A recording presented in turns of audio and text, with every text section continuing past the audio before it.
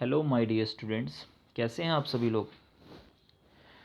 चलिए जी, आज की क्लास शुरू करते हैं। लास्ट क्लास में मैंने आपको अकाउंटेंसी का बेसिक बताया था, कुछ छोटे छोटे पॉइंट्स आपको समझाए थे कि कैसे कैसे आप जर्नल बनाएंगे, कैसे कैसे आप, मेरे पास शायद है पेज अभी उसका, ये रहा। आपको बताया था जर्नल आप बनाते हैं, जर्नल से लेजर, लेजर से ट्रायल और ट्रायल से फाइनल अकाउंट। फाइनल अकाउंट बहुत ज़्यादा इंपॉर्टेंट होते हैं, जो बाहरी दुनिया में बहुत ज़्यादा ज़रूरी है। इसके साथ साथ जर्नल के बिना आप बाकी चीज़ें नहीं बना सकते, इसलिए जर्नल बहुत ज़्यादा इंपॉर्टेंट हो जाता है। और मैं जर्नल के बारे में बहुत ज़्यादा डिटेल में चर्चा करने वाला हूँ। कम से कम 15 से 20 दिन में इसमें लगाऊंगा, और वही 15 से 20 दिन में फाइनल अकाउंट में लगाने वाला हूँ। इनको ज़्यादा टाइम नहीं लगता, ये 2 से 3 दिन में हो जाएगा, ये 3 से 4 दिन में हो जाएगा, पर ये दोनों बहुत ज़्यादा टाइम लेंगे। लेने को तो ये 2-3 दिन में ये भी ख़त्म हो जाएगा, लेकिन मैं इसकी अपनी आंखों के सामने आपसे प्रैक्टिस कराऊंगा। एक एक पॉइंट की हाथ के हाथ प्रैक्टिस कराता जाऊंगा, ताकि आपको डिटेल में इसके बारे में पता हो। मैं नहीं चाहता जनरल एंट्री से इतना बड़ा नुकसान हो जाए आपका कि आप 12th में भी सफ़र करें। आपके अकाउंट्स 11th में इतनी अच्छी हो जाए कि आप 12th क्लास में एकदम एंट्री मारें और मज़ा उठा दें, जैसे कहते हैं। चलिए जी, मैं शुरू करता हूँ। फ़िलहाल रियल अकाउंट से बात करता हूँ।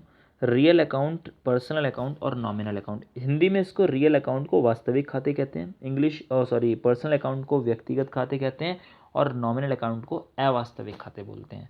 हालांकि मैं अभी यहाँ पर आपको एक्सप्लेन कर रहा हूँ। Debit what comes in, credit what goes out. जो भी आ रहा है उसको डेबिट करो, और जो भी जा रहा है उसको क्रेडिट करो। पर्सनल अकाउंट कहता है debit the receiver, credit the giver. Receive करने वाला बंदा, उसको डेबिट कर दो, और जो दे रहा है कोई भी चीज़, उसको क्रेडिट करो। कैसे कैसे करना है अभी सब बताऊंगा। नॉमिनल अकाउंट कहता है जितने भी खर्चे सबको डेबिट कर दो, और जितनी भी इनकम्स हैं सबको क्रेडिट करो। पहली बात तो आपको जर्नल एंट्री का एक छोटा सा फॉर्मेट बता दूं आपको। जर्नल एंट्री का फॉर्मेट होता है date, particular, LF, amount, debit, amount, credit. इस तरीके से फॉर्मेट होता है।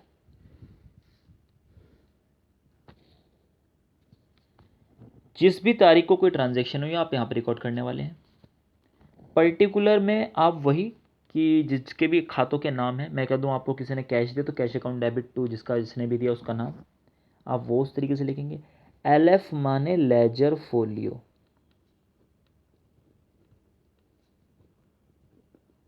जब मैं जर्नल एंट्री समझाऊंगा तब मैं इसके बारे में डिटेल में डिस्कशन करूंगा लेजर फोलियो होता क्या है। हालांकि इसकी कभी ज़रूरत नहीं पड़ती, पर लेजर फोलियो के बारे में आपको पता होना बहुत ज़रूरी है, क्योंकि थ्योरी में क्वेश्चन आ जाता है। डेबिट वाली अमाउंट यहाँ लिखनी है, क्रेडिट वाली अमाउंट यहाँ लिखनी है। इस तरीके से आपका ये जर्नल एंट्री का फॉर्मेट होता है। ये जर्नल एंट्री का फॉर्मेट है भैया। जर्नल की स्पेलिंग जे से शुरू होती है, JOURNAL। एक चीज़ और मैं आपको बता दूं, शायद आप लोगों को ये लग रहा हो कि मैंने थ्योरी क्लास शुरू नहीं की। थ्योरी क्लास मैंने क्यों शुरू नहीं की, तो मैं आपको बता दूं बेटा, थ्योरी क्लास आप चाहे कितनी भी पढ़ लेना, या फिर जो बाकी टीचर्स ने थ्योरी क्लास डाल रखी है उसे देख लेना, आपको समझ में नहीं आएगी। कितना भी अच्छा टीचर हो वो नहीं समझा सकता आपको थ्योरी, क्योंकि आपके लिए अकाउंटेंसी सब्जेक्ट बिल्कुल नया है। आपको अकाउंटेंसी का ए भी नहीं पता, तो आप कैसे थ्योरी समझ लोगे। फ़िलहाल मैं आपको डायरेक्ट न्यूमेरिकल्स पे लेके जा रहा हूँ, और मैं थ्योरी की क्लास आपको तब कराऊंगा जब मैं आपके फाइनल अकाउंट पे होऊंगा, क्योंकि मैं आपको जर्नल, लेजर, ट्रायल और फाइनल अकाउंट जब चारों चीज़ें अच्छे से करा दूंगा, और इनके बाकी एडिशनल चैप्टर्स भी करा दूंगा, तो उनके छोटे छोटे पॉइंट्स आपको वहीं एक्सप्लेन करता हुआ चलूँगा। जब आपको वो पॉइंट समझ में आ जाएंगे तो बेटा थ्योरी ना आपको 2 से 3 दिन में समझ में आ जाएगी। चाहे आप 10 क्लास देख लो थ्योरी की, आपको समझ में आ जाए तो बात रही। ऐसा नहीं कह रहा हूँ कि आपको समझ में नहीं आएगा, आप उसमें ज़्यादा प्रेशर, मतलब जितना टाइम आप अब लगाएंगे समझने में, आपको उस टाइम आधे से भी कम समय लगेगा समझने में। ये अक्सर बच्चे कहते हैं, अपने सीनियर से आप मालूम कर सकते हैं कि थ्योरी मुझसे अच्छी शायद पूरे मेरठ में कोई नहीं पढ़ाता, जितनी अच्छी थ्योरी मैं पढ़ाता हूँ।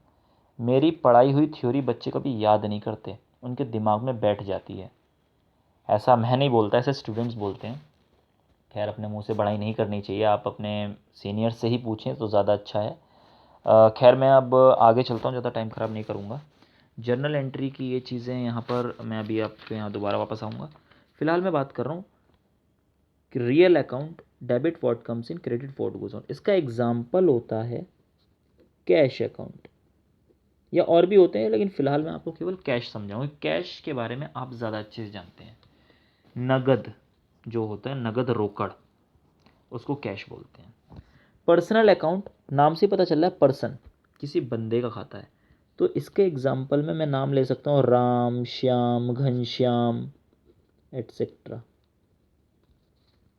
नॉमिनल अकाउंट, खर्चा, एग्जाम्पल में मैं कह सकता हूँ आपने मान ली बिजली का बिल दिया तो उसे इलेक्ट्रिसिटी एक्सपेंस। इनकम आपको कैसे भी हो सकती है, मान लीजिए आपको रेंट मिला है, रेंट रिसीव्ड, वो आपकी इनकम हो गई। ये सब आपके नॉमिनल अकाउंट का पार्ट है। चलिए जी, इसके साथ साथ मैं जो हूँ आपके साथ जर्नल एंट्री के साथ इनको साझा करने वाला हूँ। डेट, पर्टिकुलर, एलएफ, डेबिट और क्रेडिट।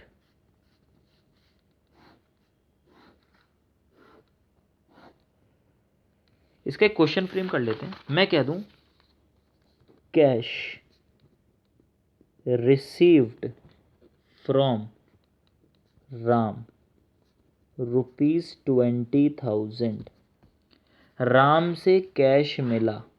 बेटा दो खाते आ गए, एक तो कैश आ गया और दूसरा राम आ गया। कैश खाता और राम खाता। कैश क्या बताया मैंने आपको, रियल अकाउंट। रियल अकाउंट का रूल क्या हुआ करता था, debit what comes in, credit what goes out. जो भी आ रहा है डेबिट करो, जो भी जा रहा है क्रेडिट कर दो। आने वाले को आने दो, जाने वाले को जाने दो। मैंने क्या कहा, कैश रिसीव्ड फ्रॉम राम, ये बंदा हूँ मैं मेरा नाम शुभम है तो मैं कह दूँ ये हूँ मैं, और ये बंदा है राम। मैं रिकॉर्ड कर रहा हूँ कि राम रिकॉर्ड कर रहा है? जी मैं रिकॉर्ड कर रहा हूँ। तो जब मैं रिकॉर्ड करूँगा क्या नाम लिखूँगा? क्या मैं अपनी किताब में ये लिखने वाला हूँ शुभम ने राम से पैसे लिए? ना जी ना, मैं ये लिखूँगा जी मैंने राम से पैसे ले लिए। अपना नाम कोई नहीं लिखता, ठीक है जी। तो फिलहाल मैं अपना नाम यूज़ नहीं करूँगा, मैं ये लिखूँगा हाँ पैसे ले लिए, हाँ कैश ले लिया मैंने। तो अपने यहाँ मैं क्या रिकॉर्ड करना हो, मेरे पास क्या आया, शुभम के पास क्या आया, कैश आया। और मैंने क्या बोला था, डेबिट व्हाट कम्स इन। तो बेटा क्या आया मेरे पास कैश आया, तो मैंने लिखा कैश अकाउंट डेबिट। किससे आया, राम से आया। Cash account debit to Ram 20,000। बात समझ में आती है नहीं आती? चलिए जी, मैं इसको थोड़ा सा और एक्सप्लेन करता हूँ। यहाँ पर मैंने एंट्री डाली cash account debit to Ram being cash received. कितने रुपए से, 20,000 से। बेटा एक चीज़ को थोड़ा देखो, रूल कहता था डेबिट व्हाट कम्स इन, जो भी आ रहा है उसको डेबिट करो। कैश मैंने कहा था मेरा एग्जाम्पल है रियल अकाउंट का। रियल अकाउंट जब आपका डेबिट हो रहा है, कैश आ रहा है तो आपको डेबिट कर दिया। राम को क्रेडिट क्यों किया? जी राम तो आपका रियल अकाउंट है नहीं, राम आपका है personal account. Debit the receiver, credit the giver. जो भी दे रहा है उसको डेबिट करो, जो भी ले रहा है उसको सॉरी जो भी रिसीव कर रहा है ले रहा है उसको डेबिट करो, जो भी दे रहा है उसको क्रेडिट करो। राम मुझसे ले रहा है या दे रहा है? जी राम मुझे दे रहा है, तो राम क्या है, गिवर। तो उस केस में राम को क्या करना है, क्रेडिट करना है, इसलिए मैंने राम को क्रेडिट कर दिया। Cash account debit to Ram 20,000 रुपये, 20,000 रुपये। अब क्या है, ये ऊपर वाला हिस्सा तो मेरा है डेबिट, इसलिए मैंने इसको डेबिट साइड में फिगर लिखी। नीचे वाला हिस्सा है मेरा क्रेडिट, इसलिए मैंने इसको इस साइड लिखा। बात समझ में आती है?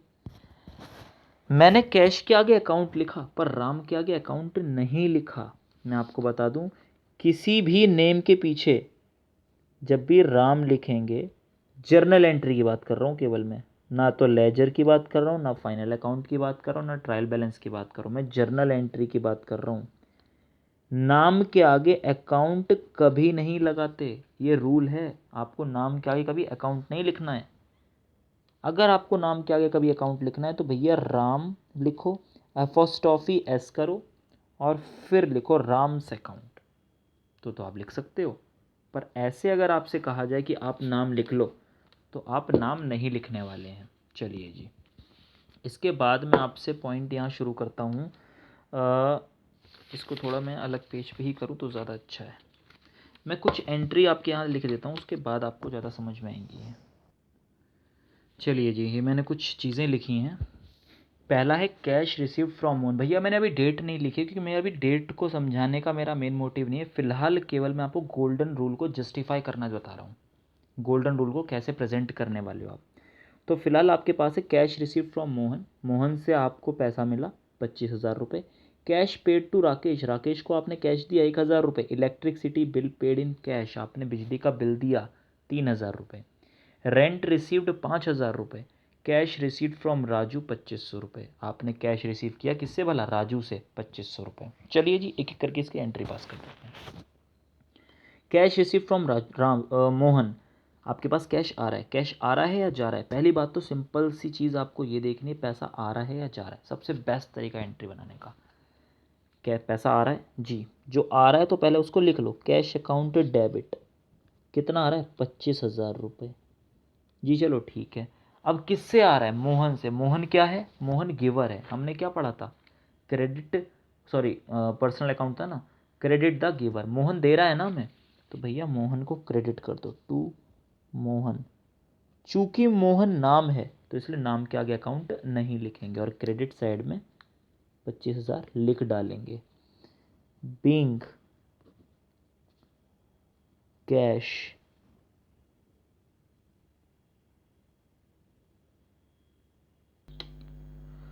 Sorry dear students, actually flash बंद हो गया एकदम फ़ोन का।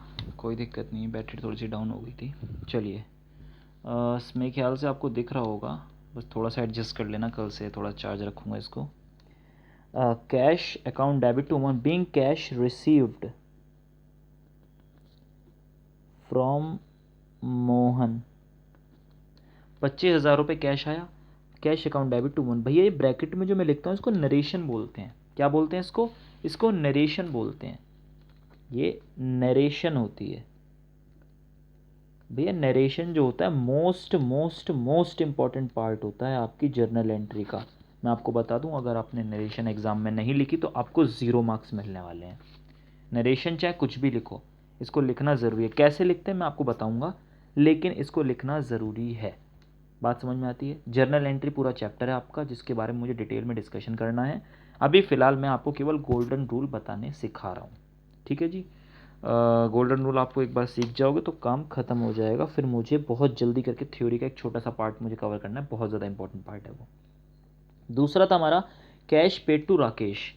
राकेश को आपने कैश पे किया है 1,000 रुपये। बेटा कैश आ रहा है या जा रहा है? जी सर जा रहा है। जा रहा है तो ठीक है, जा रहा है तो जाने दो, टू कैश अकाउंट, क्योंकि हमें पता है debit what comes in, credit what goes out. जो भी जा रहा है उसे क्रेडिट करो। 1,000 रुपये आपने क्रेडिट में लिख दिए। बेटा राकेश लेने वाला है या देने वाला है? इस बार बेटा वो लेने वाला है। और गोल्डन रूल में क्या पढ़ा था हमने? Personal account debit the receiver credit the giver. जो भी रिसीव करने वाला है उसको डेबिट करो। तो राकेश को क्या करोगे आप? राकेश को आप डेबिट करोगे। राकेश आपका नाम है, जर्नल एंट्री में नाम के आगे अकाउंट नहीं लगाते। Being cash paid to Rakesh. अब सर आप ये मुझसे कहेंगे कि राकेश के आगे आपने अकाउंट नहीं लिखा, मोहन के आगे आपने अकाउंट नहीं लिखा, बाकी हर जगह पे अकाउंट लिख रहे हो, इसके साथ ज़्यादती हो रही है। लो जी, इसके आगे भी अकाउंट लिख देते हैं। एपोस्ट्रॉफी एस लगाया और अब लिख दिया अकाउंट। तो दिमाग में बिल्कुल बैठना चाहिए कि अगर आप एपोस्ट्रॉफी एस लगा रहे हैं तो ही आप नाम के आगे अकाउंट लिख सकते हैं, वरना किसी के नाम के आगे आप अकाउंट नहीं लिख सकते। ठीक है जी। चलिए जी, इसके बाद आपका थर्ड पॉइंट आता है electricity bill paid in cash. तो पहली बात, कैश गया या आया? जी गया। तो ठीक है, कैश गया तो टू कैश अकाउंट कर दिया हमने। कितने? 3,000 रुपये से। बेटा इलेक्ट्रिसिटी आपका जो होता है वो खर्चा होता है, और खर्चा जो होता है आपका नॉमिनल अकाउंट होता है। मैंने क्या बताया, नॉमिनल अकाउंट में all expenses and loss is always debit. जो भी आपके खर्चे हैं या फिर लॉस हुए हैं उनको डेबिट करो, और जो इनकम और प्रॉफिट हुआ है उसको क्रेडिट करो। तो बेटा जो इलेक्ट्रिसिटी है आपका, वो आपका खर्चा है, तो आपको उसे डेबिट करना है। तो इलेक्ट्रिसिटी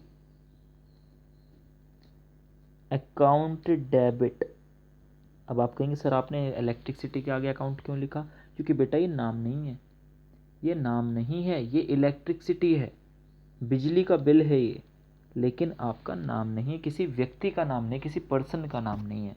आप पर्सन के आगे, नाम के आगे अकाउंट नहीं लिख सकते। लिखना चाहो तो अपोस्ट्रोफी एस लगाना पड़ेगा। Being electricity bill paid. चलिए जी नेक्स्ट टॉपिक पे आते हैं। नेक्स्ट टॉपिक है हमारा रेंट रिसीव्ड। बेटा रेंट रिसीव्ड तो कैश आया है आपके पास, मैं थोड़ा जल्दी जल्दी कर देता हूँ इसको। रेंट आपकी इनकम है, इसलिए आपने इसको क्रेडिट में किया है। बीइंग रेंट रिसीव्ड कितने से है ये 5,000 से। मुझे एक टॉपिक बहुत ज़बरदस्त समझाना है आपको, उसके बाद ही मैं अगले टॉपिक पे आऊँगा। मैं चाहता हूँ इस क्लास में ओवर हो जाए। Cash receive from Raju. Raju से आपको कैश मिला है तो आपने लिखा cash account debit to Raju. नाम के आगे अकाउंट नहीं लगाएंगे। 2500 अगर आपको लगाना है तो क्या करना है जी, एपोस्ट्रोफी एस लगा के करना है। Being being cash received from Raju. उम्मीद करता हूँ आपको ये बात समझ में आई होगी। चलिए जी, अगर दिक्कत हो तो भैया कमेंट कर दीजिएगा, ठीक है। और भैया वीडियो को बीच में ही लाइक कर दीजिएगा, शेयर कर दीजिएगा और सब्सक्राइब कर दीजिएगा, और साथ ही साथ बेल आइकन भी दबा दीजिएगा। Thank you very much. Sorry एक टॉपिक और रह गया, एक टॉपिक और कराना है मुझे, अभी रुक जाइए, अभी थैंक यू वेरी मच नहीं करना है हमें। चलिए जी, मैंने भी आपके साथ अकाउंट्स डिस्कस किया, टाइप्स ऑफ अकाउंट। खाते कितने प्रकार के होते हैं? सर अभी आपने गोल्डन रूल बताया तो 3 प्रकार के होते हैं। बिल्कुल जी बताया आपको 3 प्रकार के होते हैं, लेकिन इससे अलग भी खाते होते हैं। बेटा ये तो पिताजी हैं, पिताजी के बच्चे भी तो होंगे, उनके बच्चों को भी आपको पता होना चाहिए। जब आप अकाउंटेंसी के उस लेवल की पढ़ाई कर रहे हैं, आपको सीए बनना है, तो भैया सीधी सी बात है, आपको हर चीज़ के बारे में नॉलेज होनी चाहिए। तो अकाउंटेंसी के 2 हिस्से कौन से भला? पहला पार्ट होता है पर्सनल अकाउंट, और दूसरा हिस्सा होता है पर्सनल अकाउंट। पहला हुआ पर्सनल अकाउंट और दूसरा हुआ इम्पर्सनल अकाउंट। हिंदी में पर्सनल अकाउंट को व्यक्तिगत खाते कहते हैं, ठीक है जी। पर्सनल अकाउंट के फर्दर 3 पार्ट, नेचुरल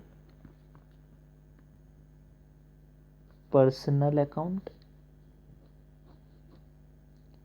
मैं इसको एक बार लिख लूँ या फिर समझाऊँ? पहले लिख लेता हूँ, वीडियो बहुत लंबा हो जाएगा नहीं तो। चलिए जी पर्सनल अकाउंट के 3 हिस्से होते हैं, natural personal account, artificial personal account और रिप्रेजेंटेटिव पर्सनल अकाउंट। ये क्या होते हैं अभी बताता हूँ।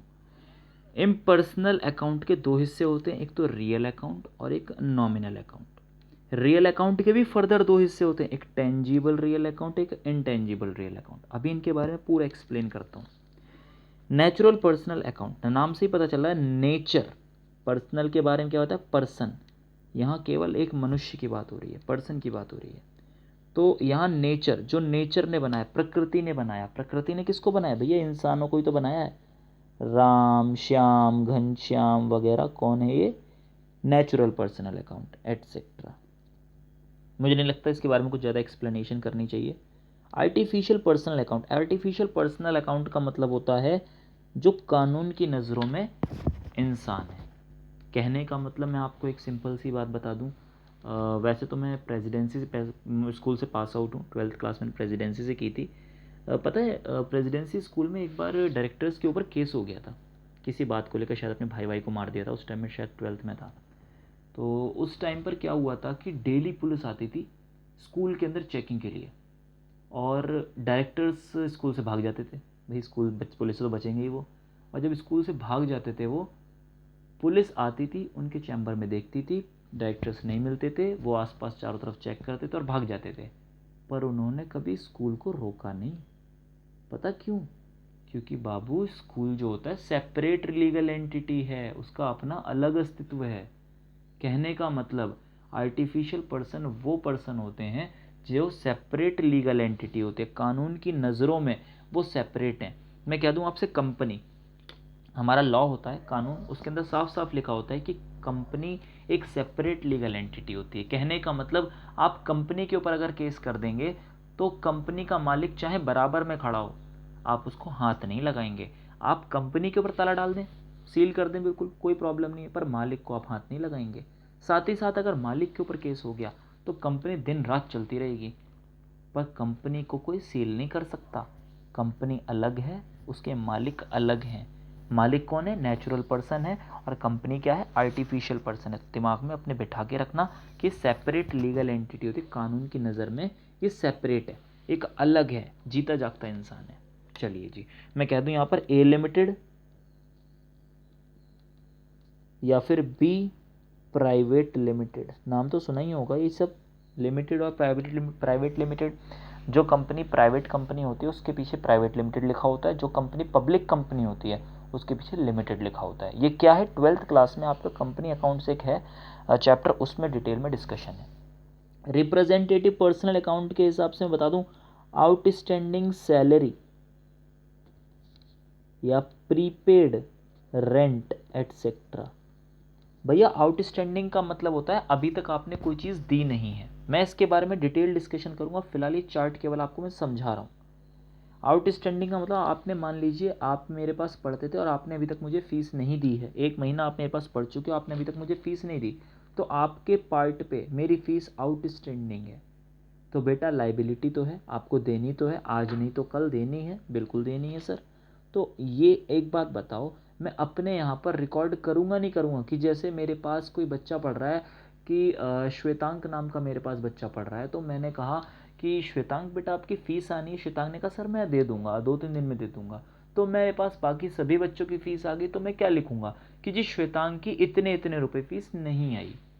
श्वेतांक का नाम लिखा, अगर श्वेतांक फ़ीस दे देते तो क्या मैं इनका नाम लिखता? नहीं लिखता। तो इस वजह से ये एक रिप्रेजेंटेटिव, मतलब ये एक ऐसा खाता होता है कि एक पर्सन को रिप्रेजेंट कर रहा है, एक ऐसा खाता जो किसी बंदे को जता रहा है कि हाँ ये बंदा, इसका ये पर्टिकुलर पैसा रुका हुआ है।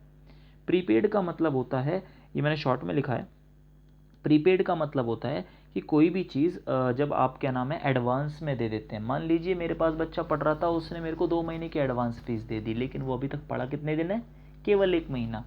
जब वो मेरे पास 1 महीना पढ़ा है तो सीधी सी बात है कि 1 महीने की फ़ीस उसकी मेरे पास आई हुई है, आनी चाहिए कायदे में। 2 महीने की फ़ीस मेरे पास है, अगर बेटा मैंने पढ़ाना बीच में बंद कर दिया तो मुझे वो 1 महीने की फ़ीस उसको वापस करनी पड़ेगी। तो इसलिए मुझे अपने यहाँ रिकॉर्ड करना ज़रूरी है। मान लो मैंने सभी बच्चों से फ़ीस मांगी और मैंने उससे भी मांग ली, तो बेटा वो मेरे ऊपर झगड़ा करने आ जाएगा, सर कहाँ हो आप, आपको फ़ीस दी नहीं थी मैंने, बार बार फ़ीस मांगने आ गए।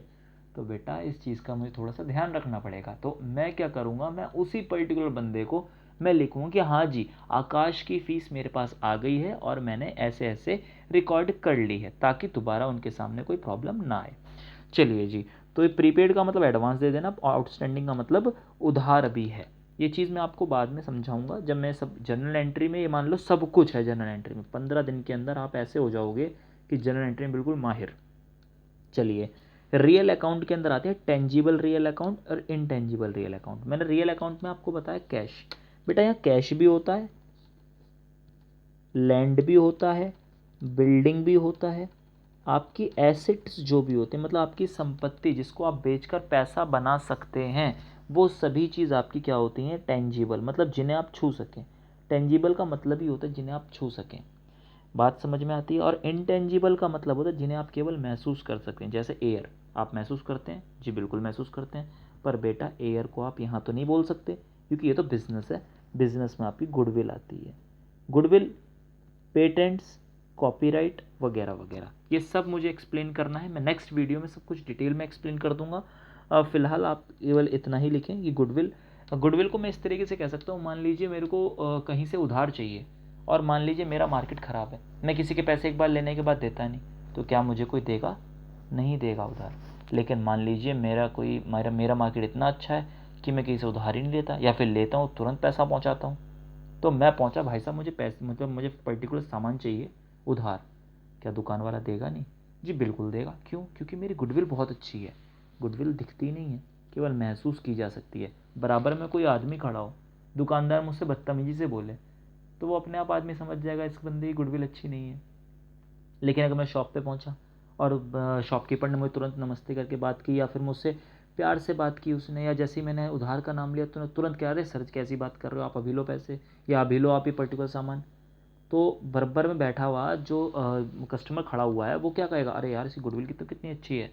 तो ये मेरी इंटेंजिबल एसेट होती है, मतलब इसको महसूस किया जा सकता है लेकिन देखा नहीं जा सकता। नॉमिनल अकाउंट सिंपल आपका वही है कि सारे खर्चे और इनकम आपके नॉमिनल अकाउंट में आती है। ठीक है जी, तो ये चीज़ आपकी ये है, और ये मोस्ट इम्पॉर्टेंट चीज़ है थ्योरी की, जिसको आपको बहुत अच्छे से आना चाहिए। अगर कोई प्रॉब्लम होती है तो इसके लिए आप मेरे व्हाट्सएप नंबर, जो मैंने बता भी रखा है पहले, मेरा व्हाट्सएप नंबर है 8630442077। वैसे डिस्क्रिप्शन बॉक्स में मैं इसमें आपको लिंक दे दूंगा ताकि आप डायरेक्ट उस ग्रुप के अंदर एंटर हो जाएं, और उस ग्रुप में एंट्री के बाद आपको सारी की सारी जो भी क्वेरीज़ हैं वही हाथ के हाथ सॉल्व कर दी जाएंगी। अगर आपको कोई पर्टिकुलर चीज़ पसंद नहीं आई या समझ में नहीं आई तो मैं आपको उसके बारे में दोबारा वीडियो बना दूंगा, या फिर वहीं पर आपको एक्सप्लेन कर दूंगा। इसमें कोई प्रॉब्लम वाली बात नहीं है। ठीक है जी, तो आज के लिए इतना ही, बाकी नेक्स्ट क्लास में शुरू करते हैं। Thank you very much, have a nice day.